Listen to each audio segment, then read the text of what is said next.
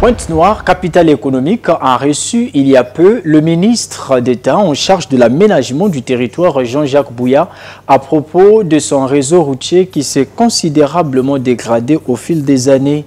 À un an des échéances électorales pour la présidentielle, la ville devrait-elle attendre cette campagne pour voir son réseau routier être réhabilité ou bien faut-il considérer la descente du ministre Bouya comme une campagne déguisée pour 2026?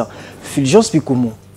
Nous sommes à un an des élections présidentielles en République du Congo et la visite de Jean-Jacques Bouya, ministre de l'aménagement du territoire, en dit long sur la réhabilitation du réseau routier de la capitale économique. C'est une visite qu'on qualifierait de passation de consignes avec les entreprises ayant reçu des marchés publics pour relancer maintenant les travaux afin de corroborer la fin de ceux-ci au déroulement même de la campagne électorale, ce qui permettra aux candidats de la majorité présidentielle d'inaugurer ces routes comme bilan positif de son exercice. Sinon, pourquoi mettre la pression sur ces entreprises et relancer les travaux maintenant? Devrait-on attendre la campagne électorale pour réhabiliter le réseau routier de la capitale économique? Le connaissant en état de délabrement avancé et compliquant la vie quotidienne des automobilistes, ne devrait-on pas s'en préoccuper? Réhabiliter des avenues de Pointe-Noire pour une circulation optimale et désengorgée, serait cela la gloire d'une personne ou la capacité d'une municipalité à se mobiliser pour développer les infrastructures de sa localité? Pour l'instant, les autorités municipales sont inaptes. Seul le ministre de l'aménagement du territoire est sur le terrain.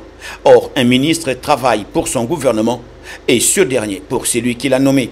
Et maintenant, où Pointe-Noire a besoin de voir son réseau routier être réhabilité, quel est le rôle de Madame le maire et sa suite? Les routes, pourtant essentielles au bon fonctionnement de la ville, semblent ignorées depuis trop longtemps. Nombreux sont ceux qui espèrent que ce problème crucial pour le quotidien des Ponténégrins ne sera pas relégué au fond du tiroir des promesses électorales. En attendant, c'est le quotidien de nombreux citoyens qui restent affectés. Les questions d'infrastructures, d'aménagement urbain et d'entretien de voirie ne devraient pas être mélangées dans le classeur de la période électorale. La patience des habitants semble aujourd'hui mise à rude épreuve.